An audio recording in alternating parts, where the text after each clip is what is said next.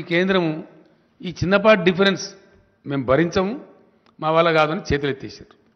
మేము చివరి దాకా ప్రయత్నం చేసినాం. ఇప్పుడు పంటలు వచ్చేస్తున్నాయి, ఆల్మోస్ట్ ఫుల్ స్పీడ్లో కోతలు స్టార్ట్ అయిపోయినాయి ముమ్మరంగా. కాబట్టి తెలంగాణ రైతాంగాన్ని ఫ్రీ సబ్సిడీ కోసం మేము ఇచ్చే ఖర్చు 12,000 కోట్లండి ఎలక్ట్రిసిటీ బోర్డుకు. రైతు బంధు కోసం రాష్ట్ర ప్రభుత్వం చేసే ఖర్చు 15,000 కోట్లు. రైతు బీమా కోసం మేము పెట్టే ఖర్చు 1,600 కోట్లు. నీటి తీర్వాలు గిటి తీర్వాలు తీసుకోకుండా ఫ్రీ వాటర్ సప్లై చేస్తాం, తద్వారా కొంత నష్టం వస్తుంది. ఇన్ని రకాలుగా రైతాంగాని కోసం ఖర్చు చేసి తెలంగాణ గ్రామసీమలలో ఆనందం రావాలి, రైతు బాగుంటే ఆయన చుట్టూండే పనిముట్లు చేతి వృత్తుల వాళ్ళు కూడా బాగుంటారు, కుల వృత్తుల వాళ్ళు బాగుంటారు, గ్రామంలో ఒక సంతోషకరమైన వాతావరణం వస్తుంది చేసిన ప్రయత్నాన్ని ఈ శిలరమల్లర కేంద్ర ప్రభుత్వం తినాకరిస్తే మేము మా రైతాంగాన్ని చెడగొట్టుకోదలుచుకోలేదు. డెఫినెట్గా ఈ యాసంగి వడ్లను ఒక గింజ కూడా లేకుండా రాష్ట్ర ప్రభుత్వమే కొనుగోలు చేయాలని చెప్పి cabinet has taken a decision. దానికి ఆ వచ్చే వ్యత్యాసం ఎంత, ఆ వ్యత్యాసానికి మేము భరించాల్సింది ఎంత అనే దానికి ఒక 4 ఎక్స్పర్ట్స్ దాంతో చీఫ్ సెక్రటరీ ఆధ్వర్యంలో ఒక కమిటీ వేసినాం. ఆ కమిటీలో చీఫ్ సెక్రటరీ గారు, ఫైనాన్స్ సెక్రటరీ గారు, అగ్రికల్చర్ సెక్రటరీ గారు, ఇరిగేషన్ సెక్రటరీ గారు. ఇరిగేషన్ సెక్రటరీ గారు గతంలో సివిల్ సప్లైస్ కమిషనర్ కూడా పనిచేసిండు, ఆయనకు అనుభవం ఉంది. ఈ 4 కలిపి మేము కమిటీ వేసినాం. తక్కువ నష్టంతో ఈ ధాన్యం కొనాలి, డిస్పోజ్ కావాలి. ధాన్యం కొనుగోళ్లకు బ్రహ్మాండంగా రేపటి నుంచే యుద్ధ ప్రాతిపదికన కలెక్టర్లతో వీడియో కాన్ఫరెన్స్ పెట్టమన్నాం, ఆదేశాలు ఇచ్చినాం. గౌరవ మంత్రులందరినీ కూడా రిక్వెస్ట్ చేసినాం. రేపు ఇమీడియట్ జిల్లా కేంద్రాలకు పోయి టోటల్ అడ్మినిస్ట్రేషన్ గేరప్ చేసి ప్రతి ఊరిలో in each and every village కొనుగోలు కేంద్రాలు స్టార్ట్ చేయమని చెప్పినాం. రాబోయే 2-3 రోజుల్లో మొత్తం ఎస్టాబ్లిష్ చేసి సివిల్ సప్లైస్ మినిస్టర్ గారు దానికి అవసరమైన గోనె సంచులు, మన్ను, మశానం ఏమేమి ఉంటుందో ఆ తతంగం అంతా ఆ డిపార్ట్మెంట్ చూసుకుంటుంది. దానికి ఏవేవైతే అవసరాలు ఉంటాయో సివిల్ సప్లైస్ డిపార్ట్మెంట్ వాళ్ళు కోఆర్డినేట్ చేస్తారు. ఇక్కడ సమర్థవంతమైన ప్రభుత్వం ఉంది కాబట్టి, డెలివరీ చేయగలిగిన ప్రభుత్వం ఉంది కాబట్టి, నిర్ణయం తీసుకుంటే చాలా కఠినంగా పడుతరంగా డెలివరీ చేసేటువంటి ఒక పటిష్టమైన ప్రభుత్వం ఉంది కాబట్టి వితిన్ 3-4 డేస్ మొత్తం కొనుగోలు చేస్తాం. నేను రైతాంగానికి విజ్ఞప్తి చేస్తా ఉన్నా, ఒక్క గింజ కూడా తక్కువ ధరకు అమ్మకండి. 1960 రూపాయల ఎంత ఉంది అది, 1960 అయితే ఎంఎస్పి ఉందో టంచన్గా 1960 రూపాయలు మీకు చెల్లిస్తాము. గతంలో ఎట్లయితే మీ బ్యాంకులకు వచ్చినాయో అదే పద్ధతిలో మీ బ్యాంకులకు వస్తాయి. ఈ దిక్కుమాలిన కేంద్రం మనకు మొండి చేసి చూపించినంత మాత్రం మనం చిన్నబుచ్చుకునేది ఏం లేదు. ఎందుకంటే ఎప్పుడు చూడని నీళ్లు చూస్తున్నారు, ఎప్పుడు చూడని కరెంటు చూస్తున్నారు. మంత్రివర్గంలో మాకు అదే చర్చ జరిగింది. ఎందుకంటే ఎప్పుడు ఇదివరకు లేనటువంటి ఒక ఫీల్ గుడ్, ఒక అద్భుతమైనటువంటి ఉల్లాసభరితమైన వాతావరణం గ్రామసీమలలో ఉంది. పొలాలు పచ్చగా కనబడుతున్నాయి. పల్లె పల్లెలో పల్లేరులు మొలిసే పాలమూరులో అనే కాడ పల్లె పల్లెలో పంటలు పండే పాలమూరు కాడ అని చెప్పి ఇప్పుడు ప్రజలు పాడుకుంటున్నారు. ఎస్, అదే కవి చెప్పిండు నాకు. పీరీల పండుగ అప్పుడు గోరేటెంకన్న గారు వాళ్ళ ఊర్లో ఉండే, నేను తెల్లారి రమ్మని చెప్తే వచ్చిండు ఆయన. ఎక్కడికి పోయిందంటే అక్కడ పోయినా, మా ఊరికే పోయినా. ఇంతకుముందు ఎడారిలాగా ఉండే సార్ ఇప్పుడు కోనసీమలాగా ఉందని చెప్పిండు ఆయన. అంత అద్భుతంగా పంటలు పండుతున్నాయి కాబట్టి ఆ వాతావరణం డిస్టర్బ్ చేయొద్దు, మళ్ళీ మన గ్రామసీమలలో వెల్తి తేవద్దు.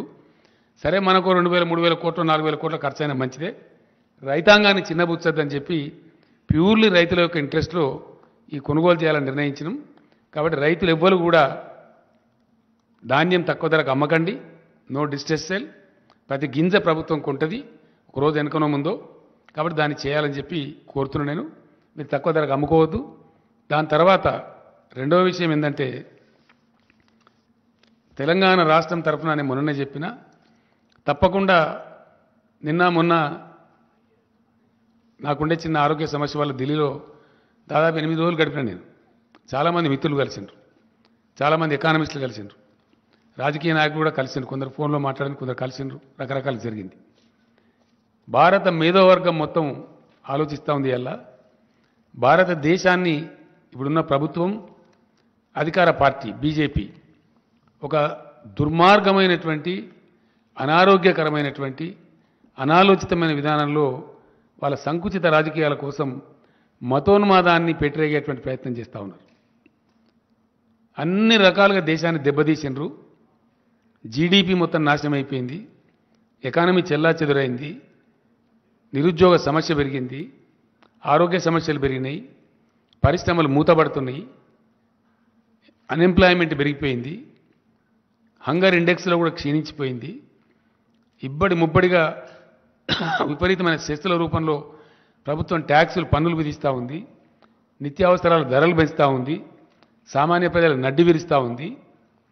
లెక్క లేకుండా అలక్ష్యంగా అన్ని పెంచడం, వాళ్ళకు ఒక అహంకారం తలకెక్కింది బాగా, నిష, అధికార నిష. ఏంది మేమన్నీ చేస్తాం, ఏదైనా రాగానే ఒకటి లో కాశ్మీరీ ఫైల్స్, లో పుల్వామా, లో తోక, లో తొండెం అని ఆ మత గజ్జికి సంబంధించినటువంటి ఒక చిల్లర షార్ట్కట్ మెథడ్లో ప్రజలను అప్పటికప్పుడు ఉద్వేగపరచడం, 10 ఓట్లు సంపాదించుకోవడం జరుగుతూ ఉంది. నిన్న శ్రీరామనవమి పండుగ జరిగింది. శ్రీరామనవమి పండుగ భారతదేశం అంతా జరుపుతారు, ప్రతి గ్రామంలో జరుపుతారు, ప్రతి ఇంట్లో జరుపుతారు, అందరు పూజ చేసుకుంటారు. శ్రీరామనవమి నాడు ఇప్పుడు ఎన్నికలు రాబోయే రాష్ట్రాలలో ఏం జరుగుతూ ఉంది, ఎన్నికలు లేని రాష్ట్రాలలో ఏం జరుగుతూ ఉంది. గుజరాత్లో రాళ్ళెత్తారు, కర్ణాటకలో రాళ్ళెత్తారు, వేరేకాడ ఎందుకో వేయరు. ఎక్కడ ఎన్నికలుంటే అక్కడ డ్రామా స్టార్ట్, రాళ్ళేసుడు, ఉద్రిక్తతలు సృష్టించుడు, ఆ ఉద్వేగంలో నుంచి వచ్చేదాన్ని పొలిటికల్ క్యాపిటలైజ్ చేసుడు అనేటువంటి ఒక చిన్న ట్రిక్ పెట్టుకొని దీని ముందర ఏదున్నా సరే సమయానికి అన్ని చెల్లాచెదురైతే అనేటువంటి ఒక దిక్కుమాలిన ఆలోచనతో మొత్తం దేశాన్ని సర్వభ్రష్టం చేసే పరిస్థితి పోతూ ఉన్నారు. చాలా బాధాకరం అండి, చాలా అంటే చాలా. అద్భుతమైనటువంటి నగరం మన బెంగళూరు నగరం. అనేక ప్రభుత్వాల యొక్క కృషి ఫలితంగా అది సిలికాన్ వ్యాలీ ఆఫ్ ఇండియా అయింది. 30 లక్షల మందికి డైరెక్ట్గా ప్రత్యక్షంగా ఐటీ ఉద్యోగాలు దొరుకుతాయి. మరో 30 లక్షల మందికి ఆల్మోస్ట్ ఇండైరెక్ట్ ఉద్యోగాలు దొరుకుతాయి. అంత అద్భుతమైనటువంటి రాష్ట్రంలో చాలా అయిందా time, just 2 minutes, 5 to 7, yeah. ఆ రకంగా ఉన్నటువంటి రాష్ట్రంలో 6 రకాల నిషేధాలు ప్రభుత్వం ఉత్తర్వులు ఇస్తుందండి. హిజాబు నిషేధము, హలాల్ మాంసం నిషేధము, ముస్లింలు నడిపే వాహనాలు ఎక్కద్దు, ముస్లింల షాపులలో ఖరీదు చేయొద్దు, ఇంకేదో దిక్కుమాలి అన్ని పనికిమాలి. దీని బ్యాక్లాష్ ఏముంటుందండి? మొన్న కువైట్ దేశంలో 11 మంది పార్లమెంట్ సభ్యులు ఆ ప్రభుత్వానికి రాసిండ్రు, కిక్అవుట్. అక్కడ ఆ దేశంలో వ్యవహారం బాగాలేదు, వాళ్ళు మన దగ్గర ఉంటే కూడా దుర్మార్గంగా ఉంటుంది, వీళ్ళని ఎలగొట్టండి అని చెప్పి మాట్లాడుతున్నారు. అట్లా దాదాపు దేశం నుంచి 13 కోట్ల మంది ప్రజలు వివిధ దేశాలలో బ్రతుకుతున్నారు. అనేక ఉద్యోగాలు, చిన్న చిన్న వ్యాపారాలు ఏదో చేసుకొని బ్రతుకుతున్నారు. ఒకవేళ ప్రపంచం వాళ్ళందరినీ తరిమేస్తే ఈ భారతీయ జనతా పార్టీ వాళ్ళని పోషిస్తుందా? వాళ్ళకి ఇండియాలో ఉద్యోగాలు ఇస్తారా? ఏం జరగబోతుంది? ఉన్న పరిశ్రమలు మూతపడితే ఇలా పరిశ్రమలో పనిచేసే కార్మికుల గతి ఏం కావాలా? ఉన్న ఐటీ పరిశ్రమ బిస్తర్ కడితే ఐటీ ఉద్యోగుల గతి ఏం కావాలా? పెట్టుబడిదారులు విముఖత చూపితే, పెట్టుబడుల వెలువ రాకపోతే, కొత్త ఉద్యోగాల కల్పన జరగకపోతే ఈ నిరుద్యోగ యువత యొక్క ఆశలను నెట్టిపోవాలా? దేశం చిన్నాభిన్నమైతే మళ్ళీ సంభాళించుకోవడానికి కనీసం 100 సంవత్సరాలు పడుతుందండి. ఈ చిన్న మతపిచ్చితోని, చిన్న ఉద్వేగాలతోని, అప్పటికప్పుడు కలిగే తాత్కాలిక రాక్షస ఆనందంతో దేశం కోల్పోయేది చాలా ఎక్కువ. దేశం అతి భారీ మూల్యం చెల్లించక తప్పదు. ఎస్, ఇది చరిత్ర చెప్పిన సాక్ష్యం. ఎన్నో ఘటనలు ఉన్నాయి. కాబట్టి ఈ ఉన్మాదుల చేతిలో పడి దేశ యువత, దేశ మేధావులు కొట్టుకొని పోతే 100 సంవత్సరాలు భారతదేశం వెనుకపోతుంది. 100 సంవత్సరాలు, ఒక century. Country is going to lose a century which is disastrous, which is unwanted, undesirable. కాబట్టి దేశ ప్రజలు, ఈ ఉన్మాదులు, ఈ దుర్మార్గులు చేసేటువంటి ఈ కుటిలమైనటువంటి, కుచితమైనటువంటి విషయాలు వాళ్ళు గ్రహించి తప్పకుండా తమను తాము రక్షించుకునే దిశగా భారతదేశం కదలాలి.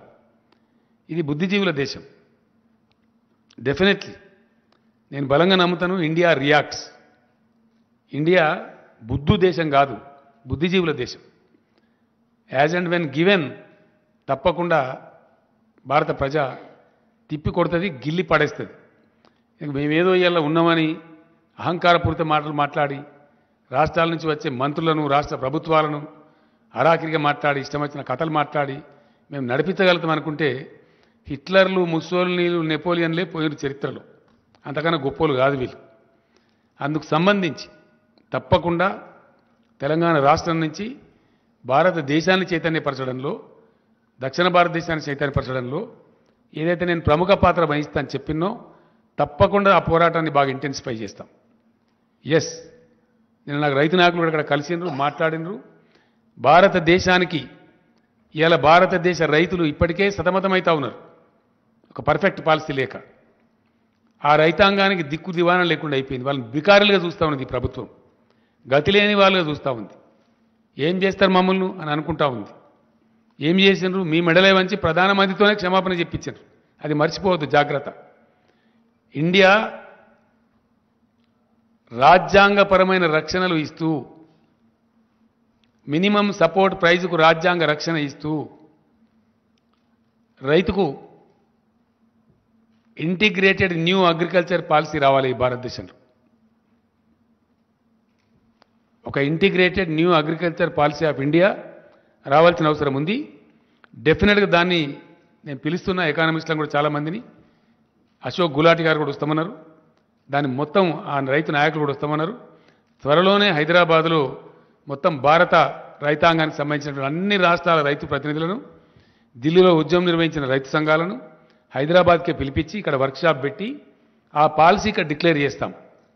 గవర్నమెంట్ ఆఫ్ ఇండియా దానికి కర్మ బాగుంటే అడాప్ట్ చేస్తారు, అడాప్ట్ చేయకపోతే వీళ్ళని పక్కకు జరిపి భారత రైతాంగమే గిల్లి పారేసి ప్రత్యామ్నాయ ప్రభుత్వం తెచ్చుకుంటారు.